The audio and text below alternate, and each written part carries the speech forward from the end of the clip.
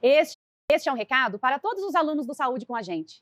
Estamos chegando ao final do curso e o tão sonhado diploma está cada vez mais próximo. Mas antes, você precisa verificar se existem pendências no seu processo de aprendizagem. Acesse o AVA e confira se há tarefas ainda para fazer. Fique atento também à sua média em cada uma das disciplinas. Se ela estiver abaixo de 60 em qualquer uma delas, procure o seu tutor, preceptor ou equipe helpdesk para saber o motivo. O mesmo serve caso você esteja com alguma disciplina sem nota. Sua aprovação no curso depende disto. E lembre-se que participar dos fóruns e realizar os quizzes e as atividades práticas, com o apoio do preceptor, são ações indispensáveis para que você receba o seu diploma. O seu sucesso nesse curso é uma vitória para o SUS como um todo. Então, continue se dedicando e nos vemos na linha de chegada. Na teleaula passada, finalizamos nosso conteúdo sobre as atribuições do ACS nas ações de prevenção e controle de doenças e agravos não transmissíveis. E a teleaula de hoje é um pouco diferente. Nela, vamos começar a mostrar em detalhes os passos das novas atribuições do ACS. Vamos aprender como aferir a pressão arterial e como fazer a verificação da glicemia capilar.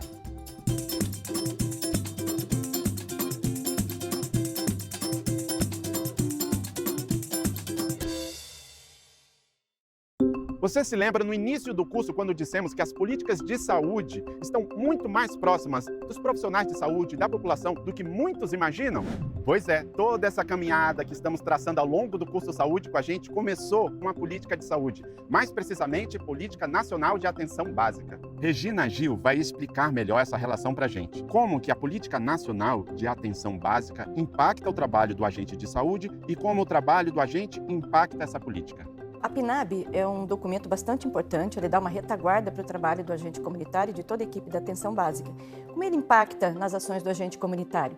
Dando justamente esse respaldo, para que o agente comunitário, nessas ações propostas pelo PNAB, intervenha, contribua no cuidado à população.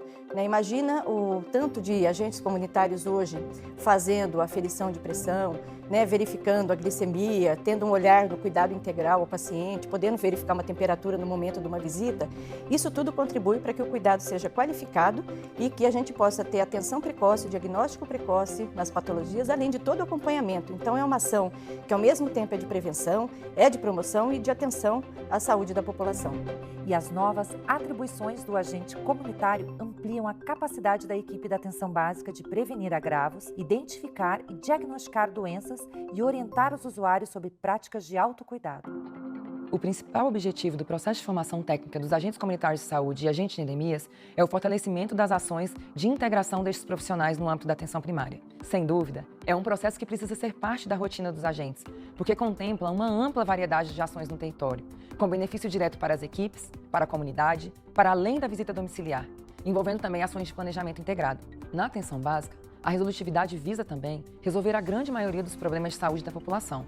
E quando se incorpora nas atribuições do agente comunitário de saúde processo de trabalho que envolve, além da possibilidade de verificar a pressão arterial ou a glicemia de um usuário no seu domicílio, assistido por um profissional de nível superior conforme a legislação vigente, considerando os fatores socioeconômicos e epidemiológicos, essa atuação se torna mais completa e equânime e fortalece o vínculo com o usuário. Se o agente afere a pressão arterial, verifica a glicemia, identifica uma temperatura elevada e nessas situações ele identifica alguma situação de risco, ele poderá encaminhar o paciente para a unidade básica de saúde de referência de forma mais rápida, contribuindo para as ações com a equipe. As novas atribuições fortalecem as ações já previstas para o agente comunitário de saúde na Política Nacional da Atenção Básica, fazendo com que esses profissionais tenham uma maior autonomia dentro do seu território, aumentando a resolutividade do trabalho da equipe dentro do território. A ampliação do escopo de ações do agentes no território já está gerando mais saúde para os moradores de São Bernardo do Campo.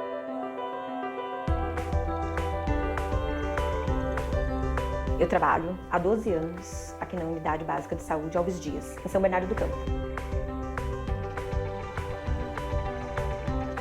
A nossa gerente pediu que 2 agentes de saúde se prontificassem a ir a uma reunião e falou que era um programa piloto de HPV domiciliar.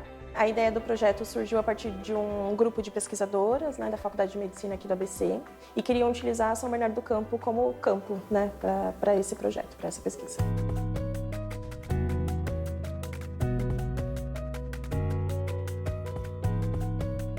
E aí eu me prontifiquei, eu e a Ana Lúcia. Nós conhecemos as médicas, elas explicaram que nós tínhamos que fazer uma busca ativa de mulheres de 30 a 45 anos e 3 anos sem ter feito a prevenção. Então foi uma sugestão do próprio secretário que a gente incluísse os agentes comunitários, né, como ponte e principal protagonismo do projeto como um todo.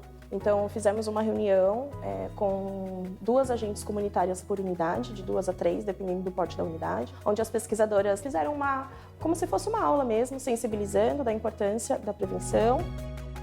E eu fui ao território buscar essas mulheres. Oi, bom dia, tudo bem? Vim fazer a visita domiciliária, eu vim conversar com você a respeito de um projeto.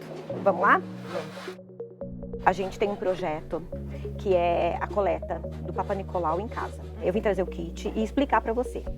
Foi explicado como era para ser feito a coleta e entregue o kit. É amanhã de manhã que você precisa fazer essa coleta e não pode tomar banho, tá? Tá vendo? Ó.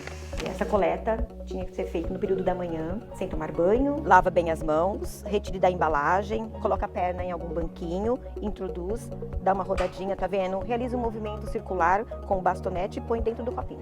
É simples, tá bom? Okay. Amanhã cedo eu venho buscar, tá bom? Okay. Obrigado, tá? Tchau, tchau.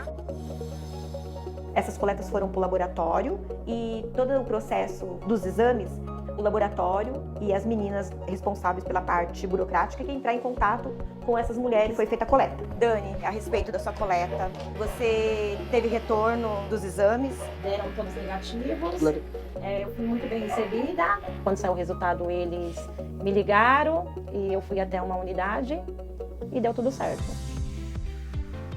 A nossa expectativa é que a gente consiga, a longo prazo, implantar a autocoleta no nosso município e que a gente consiga melhorar os indicadores em relação ao câncer de colo uterino. Achou interessante, né? Porque até mesmo tem mulheres que há tempos não faz o exame, né? E fica meia tímida, né? Constrangida. Acho que tem muita resistência ainda em relação ao exame tradicional, né? Que é o Papa Nicolau. E você levar para a paciente a oportunidade de fazer o exame na sua residência, de forma individual, é bem menos invasivo. Foi uma recepção muito positiva. Eu acredito que não vai ter dificuldade desse projeto ir adiante. Fica muito claro o quanto o agente comunitário pode promover saúde. E nesse projeto ele foi protagonista.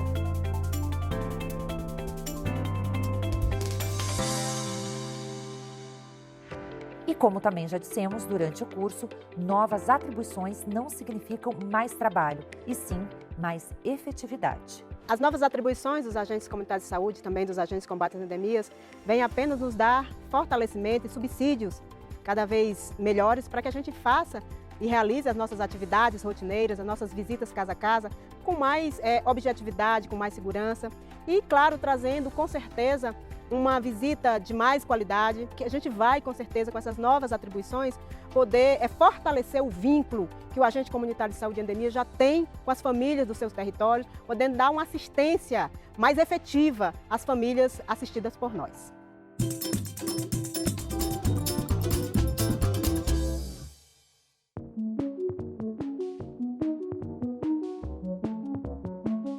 As visitas domiciliares sempre foram oportunidades para estreitar o vínculo entre os profissionais da atenção básica e os usuários do território.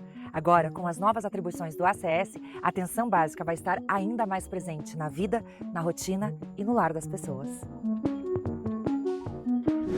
O enfermeiro Rubens e a ACS Wanda aceitaram se encontrar com a gente hoje para que possamos mostrar na prática os passos e ações que fazem parte dessas novas atribuições do agente comunitário. Vamos entrar? Vamos lá? Vamos. Esse é o seu Eurípides. Tudo bem, seu Eurípides? Ele abriu as portas da casa dele para mostrarmos 2 procedimentos que vão fazer parte da rotina do ACS logo, logo. A aferição da pressão arterial e a verificação da glicemia capilar. Rubens, por que é preciso aferir a pressão arterial dos usuários durante as visitas? Olha, Cassiana, eu acho que são 2 grandes estratégias que a gente precisa se preocupar. Tanto no rastreamento, que é a identificação precoce de pessoas que não têm um diagnóstico estabelecido, de forma geral, para a população adulta, como também nos casos de acompanhamento daqueles usuários, né, que já têm um diagnóstico médico estabelecido e que já estão realizando o seu tratamento. Então, neste caso em específico, o monitoramento diário, semanal ou quinzenal pelo agente comunitário de saúde permite acompanhar a regularidade desse tratamento, né, identificando se o usuário tem utilizado o medicamento de maneira adequada e também tem cumprido com a prescrição não farmacológica, as atividades físicas, alimentares, né, que são parte do tratamento da hipertensão. Então o ACS consegue, monitorando a pressão arterial do nosso usuário, no caso do seu Eurípides, né, acompanhar muito do resultado da proposta de tratamento prescrita para ele. E como deve ser a preparação para realizar esse procedimento? O conjunto de procedimentos, né? O procedimento em si é bastante simples, né? Hoje nós temos vários equipamentos disponíveis no mercado, mas eu preciso considerar as circunstâncias, né? Então a gente precisa ter um ambiente calmo para verificação da pressão arterial. O nosso usuário não deve ter realizado atividade física nos últimos 60 minutos, uma hora, né? Então ele deve estar em repouso, né? É importante que ele não tenha ingerido bebida alcoólica, café ou mesmo cigarros, né? Em torno de 30 minutos antes da verificação da pressão arterial, esteja de bexiga vazia, né, sentado de forma confortável, né, para que a gente possa fazer essa verificação com bastante segurança, né, e precisão. Rubens, qual o aparelho que devemos usar quando vamos verificar a pressão arterial nas nossas visitas? Olha, Wanda, o aparelho indicado para a utilização pelo agente comunitário de saúde é este modelo digital que possui uma braçadeira, né? Ele permite a aplicação adequada da técnica e resultados bastante confiáveis. Existem múltiplos outros aparelhos no mercado, né? Alguns exigem uma formação técnica um pouco mais especializada e são utilizados mais no ambiente interno do serviço de saúde. Então, para a função que nós queremos, esse é o modelo ideal para ser utilizado. E qual é a forma correta de utilizar esse aparelho? E ele pode ser colocado em qualquer um dos braços? Podemos fazer isso já utilizando o nosso usuário aqui como manequim, né? Então, vamos utilizar esse braço aqui, que está mais próximo de mim? Então, é importante, né? O aparelho, a gente tem que ter alguns cuidados, né? A conservação do aparelho, né? Vocês vão estar transportando esse aparelho dentro das suas mochilas, então, evitar de bater, a exposição solar, né? Não deixar exposto ao sol. É sempre importante que o aparelho, ele tenha o selo do Inmetro, né? Uma certificação que garanta a confiabilidade dos resultados. Sempre também é importante utilizar pilhas de boa qualidade e levar reservas na mochila, né? Porque elas podem acabar durante uma rotina de visita de vocês e vocês acabarem ficando sem a utilização do equipamento. Então, o aparelho ele possui uma braçadeira, né? Que ela é fechada por um velcro. Dentro dessa braçadeira nós temos o que a gente chama de manguito, é uma borrachinha, como se fosse um pneuzinho, uma câmara de bicicleta. É ela que vai encher, né? E isso é muito importante a gente saber, porque esta parte que tem esta câmarazinha precisa ficar bem posicionada para fazer a compressão das artérias, né? Que são elas que vão nos sinalizar a medida de pressão arterial. Então, de maneira geral, os aparelhos eles já vêm fazendo essa indicação, né? Do ponto de artéria. Feito isso, eu posso trabalhar com a verificação da pressão arterial em ambos os braços. Não há uma restrição inicial a isto, a não ser que o paciente tenha uma indicação médica específica ou uma restrição também médica, né? Nós temos pacientes, por exemplo, mulheres que tenham passado por uma cirurgia de câncer de mama, né? Que a gente evita de fazer a verificação de pressão arterial naquele membro que foi próximo à mama. Eu também não faço, né? Se eu tenho uma lesão de pele nesta região, se eu tenho um abscesso, se eu tenho alguma alteração que possa comprometer a verificação. Eu sempre vou verificar no outro braço, tá? De maneira geral, então, qualquer um dos membros é suficiente. O nosso paciente vai estar sentado de maneira confortável, o braço, né, estendido numa mesa ou apoiado no braço do sofá mesmo, né, mais ou menos na altura do coração, a mão virada para cima, e aí a gente vai fazer a instalação do nosso equipamento. Aqui não é necessário retirar de todo o lacre, nós já vamos colocar com o indicativo de artéria para cima. O que é importante considerar, né? O aparelho ele precisa cobrir o terço médio do braço, né? Então, normalmente, a gente diz que ele vai ficar a 2 dedos acima da prega interna aqui do cotovelo, certo? E ele não pode estar fechado com muita força. Eu sempre oriento deixar o espaço de pelo menos um dedo aqui. Aqui. Então, posicionadinho, região da artéria, né, que a gente vai pressionar. Na sequência, nós vamos ligar o aparelho e ele já vai iniciar a compressão e a medição da pressão.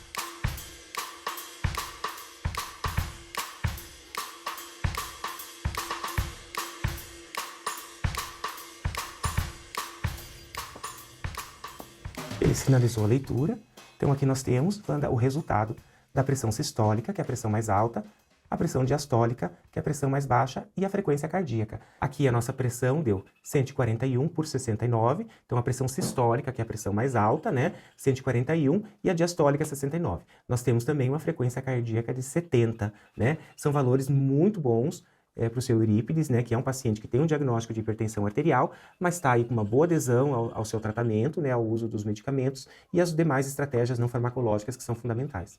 A gente sempre vai registrar os dados detalhados da pressão e não vai arredondar, tá? Então, normalmente, a gente conhece a pressão com 12/8. Parece pouco, né? Mas esses pequenos detalhes aí, eles podem fazer a diferença no ajuste de dosagem de medicamentos e na adoção de outras medidas de controle. Eu gostaria que você me explicasse sobre a pressão diastólica e a sistólica, né? Wanda, a pressão sistólica, ela é medida no momento em que o nosso coração faz a contração e manda o sangue para o corpo, né? Então é a pressão máxima do nosso sistema, né? Quando o coração ele deixa de contrair, ele relaxa para recolher o sangue que foi distribuído, existe uma pressão que a gente chama de diastólica, que é a pressão final da nossa circulação, né? Então, ambas podem ter, têm valores diferentes, né, e podem ser consideradas de formas diferentes na determinação de um caso de um hipertenso, né? Então, por isso que a gente sempre vai fazer a leitura das duas pressões, né? A pressão mais alta que o sistema alcançou e a pressão mais baixa que o sistema alcançou, né? Para ver se elas têm uma distância razoável, né? E se elas estão se comportando de maneira muito parecida aí ao longo das nossas medições.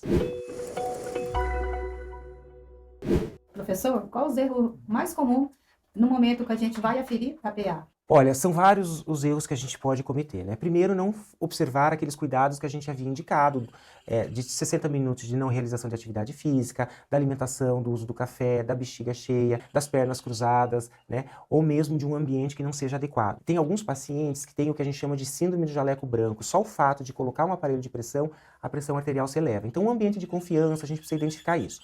Além disso, os cuidados com o aparelho. Um aparelho que não foi devidamente conservado e foi exposto ao sol ou batido, eles podem dar resultados alterados, né?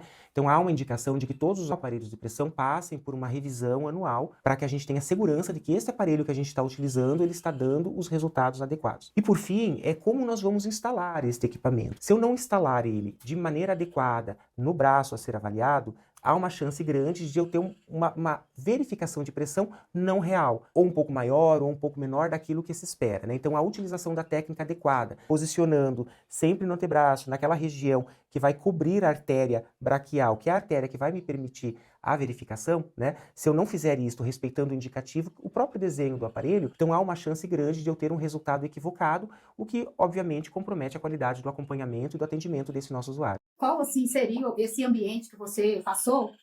Seria o ideal para a gente aferir a pressão? Olha, um ambiente como a gente está aqui hoje, na casa do seu Eurípides, é um ambiente confortável, né? Ele pode ficar no sofá mesmo, vocês conversando sobre a rotina da tua visita, entre outras questões. Depois de um bom bate-papo, você já tem certeza que ele já fez o repouso dele, já está tranquilo ali, e aí você vai fazer a aplicação, então, da verificação da pressão arterial, né? Então, há uma relação de confiança que já foi construída num contexto aí de amizade, de muito respeito, então ele vai estar muito à vontade para que você aplique a técnica, né? E obviamente, se eles tiverem alguma dúvida em relação a isso, vocês vão conversar. Mas de maneira geral é o espaço adequado. Depois de aferida a pressão arterial, como que o ACS deve interpretar o resultado? Então, o que a gente orienta, o usuário ele normalmente tem uma carteirinha, né, onde vão sendo registrados esses valores. É importante, primeiro, fazer o registro adequado com a data e a hora, né? Um bom controle de pressão arterial, ele sempre deveria ser feito em horários muito próximos, né? Porque a pressão do indivíduo ela vai oscilando ao longo do dia. De manhã, mais ou menos, um valor, à tarde ela oscila. Mas isso nem sempre é possível na vida do agente comunitário, que tem um conjunto bastante grande de usuários para serem acompanhados. O importante é que existe uma meta terapêutica estabelecida para cada paciente, né? Não é o agente comunitário que vai definir esta meta. Esta meta terapêutica ela é discutida com a equipe de saúde, com o enfermeiro e com o médico da unidade de saúde. Então, qual a meta terapêutica para o seu Eurípides? E em cima dessa meta, a agente comunitário vai poder fazer o seu julgamento, né? Então, se a meta terapêutica é que o seu Eurípides tem uma pressão arterial abaixo de 140 de sistólica e em torno de 80 de diastólica, qualquer resultado acima disso é um sinal de alerta para a agente comunitária. Então, que ela vai fazer esse registro e, dependendo dos valores, se eles estão excedendo em muito essa meta terapêutica, ela vai rapidamente entrar em contato com a equipe, né, para poder fazer uma intervenção, que seja uma consulta, né, ou uma nova dosagem de medicamentos ou um novo esquema terapêutico para o nosso usuário. É diferente para um usuário normal que não tem a hipertensão arterial diagnosticada ou estabelecida. E aí o parâmetro que a gente utiliza, né, como valores limítrofes ou ideais, é que a nossa pressão sistólica esteja abaixo de 120 e a diastólica entre 80 um pouco abaixo, né? Então qualquer valor alterado pode ser um sinal isolado, mas pode ser um sinal de que esse paciente esteja desenvolvendo hipertensão arterial. A PA elevada é sempre uma indicação de que o paciente está hipertenso? Não, a pressão arterial, ela reflete um conjunto de sintomas, né? Quando nós estamos com dor, a nossa pressão pode alterar. Quando a gente fez atividade física, principalmente os não atletas, né? Porque o atleta já tem um condicionamento físico diferenciado, mas o não atleta, quando anda um trecho grande de bicicleta ou uma caminhada grande, isso eleva a sua pressão arterial. A temperatura ambiente, muito calor, eleva a pressão arterial. A ingestão de bebida alcoólica, o próprio uso do cigarro, logo após o consumo do cigarro, há uma elevação da pressão arterial. Então, uma única medida de pressão arterial alterada, ela não estabelece o diagnóstico. A gente precisa, a partir de uma verificação com alteração, é ficar atento, verificar a pressão desse usuário com mais frequência, preferencialmente nos mesmos horários, e se essa alteração ela persistir, né, então esse usuário deve ser encaminhado para um atendimento com a equipe médica de enfermagem da unidade, para aí sim dar seguimento a um possível diagnóstico de hipertensão arterial.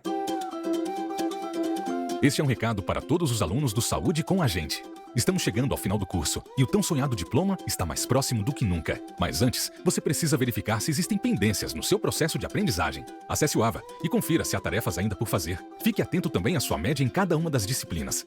Se ela estiver abaixo de 60 em qualquer uma delas, procure seu tutor, preceptor ou a equipe de helpdesk para saber o motivo. O mesmo serve caso você esteja com alguma disciplina sem nota. Sua aprovação no curso depende disto. E lembre-se que participar dos fóruns e realizar os quizzes e as atividades práticas com o apoio do preceptor são ações indispensáveis para que você receba seu diploma. O seu sucesso neste curso é uma vitória para o SUS como um todo. Então continue se dedicando e nos vemos na linha de chegada.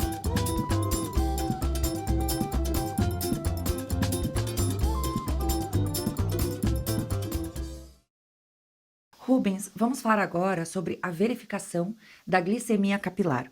Em quais casos esse procedimento é recomendado? Olha, como na pressão arterial, a glicemia capilar pode ser utilizada de duas grandes formas, né?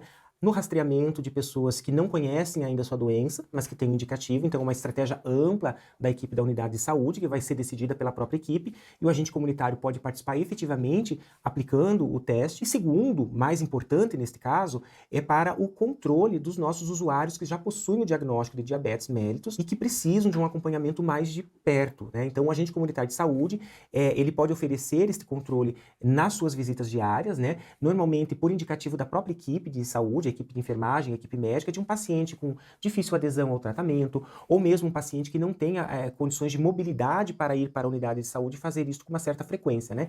Então, o agente comunitário vai na sua rotina de unidade de saúde, então ele conhece a sua população, conhece quem são os seus usuários e vai fazer, junto com a verificação da pressão arterial, sempre que indicado também o teste de glicemia capilar. Professor, quais os cuidados que se devem ter em fazer o exame? Olha, Wanda, o exame ele pode ser feito em diferentes horários do dia, né?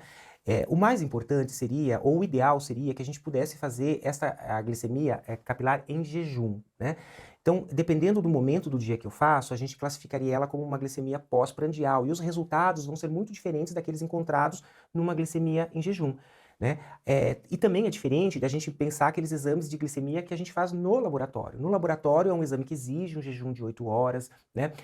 E que são exames que avaliam com muito mais qualidade a glicemia capilar do paciente. Inclusive, a história glicêmica, né? Então, nós temos um exame específico que se chama hemoglobina glicada, que avalia a qualidade dessa glicemia ao longo dos 3 últimos meses. Então, são exames diferentes, para funções diferentes, né?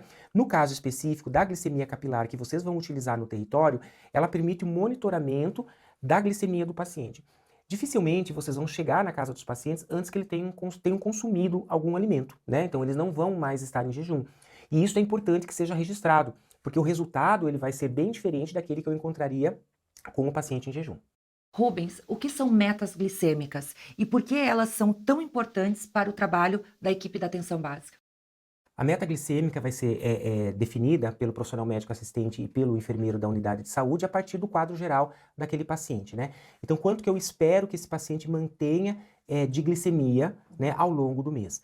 A glicemia capilar, ela é um exame que me mostra como a glicose está no sangue neste exato momento. Então eu posso, eventualmente, não comer durante a noite toda, ter uma janta bem leve no dia anterior e amanhecer com uma glicose boa. Isso por si só não é um bom resultado, né? A somatória dessas glicemias e a variação dessa glicemia ao longo do dia e ao longo do mês é que vai poder fazer a avaliação do que eu preciso estabelecer como meta glicêmica, né?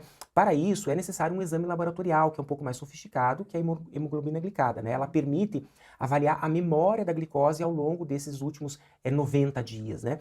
Então o paciente, eventualmente, ele pode dizer assim, não, mas eu estou me comportando bem, ele chega na unidade de saúde e a glicemia dele está bem bonitinha. Mas quando a gente faz uma hemoglobina glicada, a gente vai perceber que a média de glicemia capilar dele esteve muito alterada ao longo do mês. Então, importante, né? Cada exame tem um papel no controle da glicemia, no controle dos nossos pacientes diabéticos. A incorporação desse teste a nível domiciliar é fundamental, né? Mas por si só, ele não é suficiente para avaliar a qualidade e o alcance da meta. Então essa meta, né, significa que eu desejo que esse paciente ele possua um percentual de hemoglobina glicada estimado, né? O ideal é menos de 7%, né? De glicemia glicada. Mas ela também vai ser definida com padrões diferentes de acordo com a idade do paciente, por exemplo, um idoso ou uma criança que tenha diabetes também, né? Ou um paciente adulto. Importante é que essa meta vai ser definida pela equipe, né? Ela vai ser monitorada tanto pelo agente comunitário quanto com exames laboratoriais mais sofisticados. Rubens, qual equipamento que devemos usar para medir a glicose? Olha, Wanda, existem vários equipamentos disponíveis no mercado, né? Acho que é sempre importante lembrar que todos eles precisam ter registro do Inmetro, né? Porque é um controle de qualidade e a gente sempre vai precisar utilizar equipamentos e tiras correspondentes, né? Então, a tira, ela só funciona em determinado equipamento. Eu não consigo utilizar a mesma tira em outro equipamento que não seja da mesma marca. Então, essa é uma questão fundamental. Os equipamentos são extremamente simples, né? Alguns deles permitem que a gente transfira esses dados registrados no aparelhinho para um computador, para um software, para desenvolvimento do controle mais permanente do nosso usuário. Eles têm várias pequenas funções que podem ser importantes para o dia a dia do agente comunitário, como a definição do dia, da hora, a função de memória para você puxar os últimos resultados que foram registrados. De maneira geral, todos os aparelhos eles têm características muito próprias. Agora que nós já conhecemos o aparelho, como o ACS deve fazer a verificação da glicemia capilar? Olha, a técnica ela não é complexa, né, mas ela exige alguns cuidados que precisam ser respeitados, né? Então, o usuário sempre vai ser orientado em relação ao procedimento. De maneira geral, o nosso paciente diabético ele já conhece o exame, é um exame muito utilizado nas unidades de saúde, então não há uma grande novidade, mas na dúvida, então sempre apresentar o exame, né? Ele é um exame realizado a partir de uma punção de uma região da ponta dos dedos, uma punção digital, que vai extrair uma pequena gota de sangue, né? Para isso, nós precisamos, então, primeiro, a preparação do nosso usuário e, segundo, a nossa preparação. A preparação do usuário. Sempre é importante orientar que ele faça uma boa higiene das mãos, né? Se ele estiver fazendo um trabalho doméstico, uma lida doméstica, então fazer a higienização das mãos. E a nossa preparação consiste em utilizar, né, então as luvas de procedimento, deixar o material todo organizado de forma prática, né, para que eu não tenha nenhuma intercorrência em ter que buscar alguma coisa que eu tenha esquecido, né? O nosso material consiste então aí no álcool a 70%, né, que vai ser utilizado para fazer uma pequena antisepsia no local, o algodão, né? Então a gente vai de regra utilizar 2 pedacinhos de algodão, um algodão umedecido e um depois sequinho para que o nosso usuário possa comprimir essa pequena punção, né? Nós também utilizaremos as lancetas. Essas lancetas possuem uma pequena agulha e um dispositivo de mola aqui, então eles vão disparar rapidamente e a gente vai romper esse lacre. Eu vou mostrar a hora que eu estiver paramentado, mas é importante, né, que a gente rompa esse lacre para poder fazer a punção que a gente deseja. O nosso kit de fitas reagentes, né? Então ele possui várias instruções, né? Mas o que é importante é a gente sempre pensar e se preocupar com o código que está aqui. Se o código aparece quando a gente insere a fita, ele vai aparecer, então me mostra que esse código é compatível com o aparelho, né? Porque às vezes eu tenho aparelhos que exigem um código anterior, um chipzinho anterior de preparação do aparelho, que não está compatível com este número aqui de código. Então a gente precisa tomar esses cuidados. O aparelho limpo, né, que a gente vai estar utilizando, com a bateria também sempre em dia. Aqui também, como no aparelho de pressão arterial, é importante carregar uma pilhazinha reserva, né? Senão a gente está no meio das visitas domiciliares e acaba o procedimento. Vamos lá, vamos verificar como é que está a sua glicemia? Perfeitamente. Então nós vamos seguir aqui utilizando a nossa luva de procedimento. A luva de procedimento é uma proteção para o agente comunitário de saúde, não é um procedimento invasivo complexo, mas sim a gente tem aí a presença de material orgânico, que é o sangue, que pode, eventualmente, né, entrar em contato com a pele do nosso agente comunitário. Então, sempre é importante a utilização da luva de procedimento. Então, nós vamos retirar a tirinha.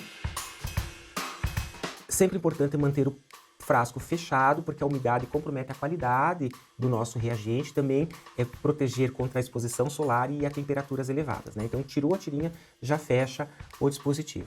Eu gosto de deixar preparado aqui a questão do nosso lacre, e agora eu vou pegar um pouquinho de álcool para fazer a antisepsia.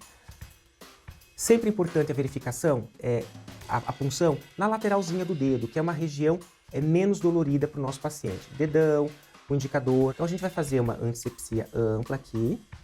Com o ladinho aqui eu posso secar o excesso de álcool, né? O dedo tem que estar bem sequinho para fazer a punção. Vou inserir a tira, no sentido que ela vem indicada aqui. Ela já está pedindo uma gota de sangue, né? Aparece essa informação. E aí eu vou fazer a punção. Comprimo a extremidade do dedo. Ele vai ficar mais vermelhinho, né? Eu apoio e aperto. Formar uma gota de sangue bem redondinha.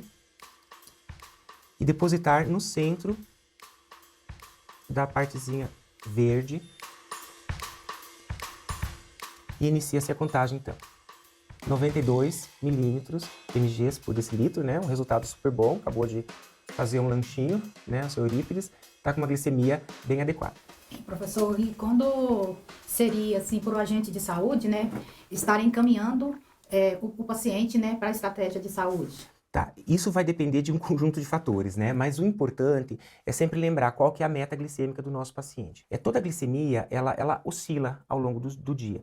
Nós temos casos em que o paciente pode fazer uma hipoglicemia, ela está muito abaixo daquilo que se espera para o paciente, né? E normalmente o paciente ele apresenta sinais como uma respiração rápida, sudorese, palidez. Esses casos, eles são sempre de encaminhamento rápido, né? Ou de algumas medidas não farmacológicas a nível de domicílio de acordo com o resultado. Mas normalmente abaixo de 60, né, é uma glicemia que a gente considera perigosa para o paciente, tá? E o paciente, ele tem também, de acordo com o horário que eu estou fazendo, um limite estabelecido. Na glicemia pós-prandial, até 200 é um resultado aceitável, né? Então eu cheguei na casa do seu Eurípides, ele havia tomado café da manhã, né? Ele já estava alimentado, ele não estava em jejum.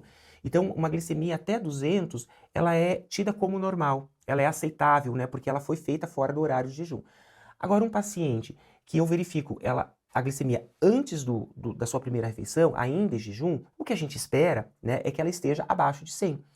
Mas essas metas, elas são muito individualizadas. Tem alguns pacientes que vão ter um bom controle glicêmico, mesmo mantendo elas entre 120 e 130, né? São pacientes que têm um diagnóstico já estabelecido, mas que conseguiram reduzir em muito. Então, é sempre importante o diálogo, né? Essa definição das metas, ela deve ser feita pela equipe e é uma diretriz para vocês, né? Vocês precisam saber, quando vocês verificarem tanto a pressão arterial quanto a glicemia capilar do nosso paciente, o que se espera enquanto resultado, né? Se eu chego na casa do seu Eurípides e verifico uma glicemia de 250, 260, esse é um valor alto, né? Embora o paciente não esteja apresentando alguns sintomas, né, ele exige uma resposta, né? E a resposta é uma redefinição da estratégia medicamentosa, uma redefinição das estratégias não medicamentosas, principalmente de alimentação ou não. Rubens, em quais situações o agente comunitário de saúde deve fazer esse procedimento? Olha, a nossa orientação é de que esse trabalho não seja realizado e essa decisão não seja exclusiva do agente comunitário de saúde, é uma decisão de equipe, né? Então, o agente comunitário de saúde possui a sua população cadastrada, a equipe conhece a população de maior vulnerabilidade e aqueles que exigem um maior cuidado e um acompanhamento mais perto, né? Isso para aqueles pacientes que já possuem o diagnóstico de diabetes. Então, a equipe de saúde, junto com a definição das metas glicêmicas, vai definir, então, uma rotina de cuidados. Olha, agente comunitário, seria importante que, para este caso em específico, você fizesse um controle semanal da glicemia capilar, ou um controle mensal. Então, é uma decisão que vai ser tomada em equipe e executada pelo agente comunitário ao longo da sua jornada mensal de trabalho, né? Outras estratégias podem ser consideradas, né? Como a gente conversou anteriormente, pode-se optar em fazer um rastreamento da população adulta do território que ainda não tem o diagnóstico estabelecido. Nesse caso, né, o agente pode fazer uma checagem mais ampla na população, tá? Mas de regra é isso, a equipe em conjunto com o agente comunitário e com o usuário vão definir a sua rotina, né, que deve ser considerada para a verificação da glicemia capilar. E quais são os erros mais comuns cometidos ao fazer essa verificação? Bom, a gente pode começar considerando a questão da higiene das mãos do paciente, né? Então é importante sempre que a mão esteja bem higienizada. Quando a gente faz a antisepsia com o álcool, essa pele deve estar seca, né, antes da punção, tá? Para não fazer uma diluiçãozinha daquele sangue e comprometer. As segundas questões que precisam ser muito consideradas e que eventualmente a gente corre risco é de inserir a fita muito tempo antes e depois eu for colocar a luva, fazer a punção, demorar para colocar aquela amostra de sangue no sistema aqui de reação, né, que vai fazer a avaliação da medição. Outros problemas que podem acontecer é a gente não conseguir fazer uma boa punção e não sair a gota de sangue que a gente gostaria, né? Então sempre utilizar o dispositivo com bastante segurança, encostá-lo na pele, né, fazer uma compressão para que eu tenha uma área bem mais vermelhinha, né, que então a tendência é que saia uma gota mais robusta para poder fazer a coleta adequada. No inverno, isso acaba ficando um pouco mais difícil, né? A tendência é que a gente faça uma vasoconstrição das extremidades e às vezes a gente fura e faz uma gotinha tão pequenininha que não é suficiente para fazer o exame. Então, aquecer a mão do paciente nessas situações de mais frio, né? Uma massagenzinha ajuda bastante também para poder fazer uma boa coleta. Acho que são os principais destaques que a gente precisa ter aqui em relação à técnica. Rubens, e o que o ACS deve fazer em caso de hiperglicemia? Bom, a hiperglicemia, ela é perigosa, né? Assim como o seu extremo, a hipoglicemia. Sempre que um paciente estiver com uma glicemia de jejum muito elevada, né? A gente precisa orientar, então, a ida à unidade de saúde para um atendimento com a equipe médica e de enfermagem. O que é uma glicemia muito alta, né? Alguns pacientes que a gente considera que estejam descompensados, eles lidam muito bem com uma glicemia acima de 200 sem apresentar sintomas, porque o organismo foi se acostumando com aquilo, né? Então, aparentemente, eles não demonstram, né, nenhum sinal ou sintoma, mas o aparelho acusa que ela está elevada. Então, a orientação é que esse paciente seja encaminhado para a unidade de saúde, né? Com quanto tempo? É uma questão urgente ou não, né? Sempre no caso da hiperglicemia e da hipoglicemia, a nossa sugestão é que ele seja encaminhado e esse julgamento seja feito na própria unidade de saúde, né? O agente comunitário de saúde não tem recursos no domicílio para poder fazer alguma intervenção mais completa e não é o papel dele, né? Ele vai identificar uma situação de risco e encaminhar a unidade com esse resultado bem descrito, né, para que a equipe possa tomar as providências adequadas. É sempre importante ter em mente que o resultado ele é individualizado, né? Assim como o plano terapêutico e a meta terapêutica desse paciente. Então, a equipe de saúde vai deixar orientado, né, nas suas reuniões de equipe, aquilo que se espera de cada paciente. E os resultados, eles devem estar próximos daquilo que foi definido como meta terapêutica. Então, eu posso definir que para o seu Eurípides, a meta terapêutica dele, de uma glicemia em jejum, seja de 90 a 100, né? Se o resultado estiver muito abaixo, isso não é bom, e se estiver muito acima, isso também não é bom, né? Eu acho que são os limites que a gente precisa estar considerando. Agora, sempre vai partir da meta individualizada, não tem como a gente definir um padrão geral para todos os pacientes, né? Porque cada um tem uma característica, uma gravidade ou não, uma comorbidade ou não associada ao desenvolvimento da diabetes, tá? Então, a nossa orientação é definição, essa não é uma decisão que só você pode tomar, né? A equipe junto de você precisa te apoiar a decidir quais as situações que precisam ser encaminhadas para a unidade, o que eu espero de resultado do seu Eurípides, no nosso caso, né? E o que fazer quando esses resultados não estejam em conformidade com aquilo que foi estabelecido. Quando o usuário com diabetes já usa a insulina para controlar a glicemia, quais sinais e comportamentos devem ser observados pelo agente de saúde? Olha, aí nós temos um conjunto de coisas, né, que o agente comunitário precisa estar muito atento, né? Vamos pensar na conservação. Primeiro, a conservação.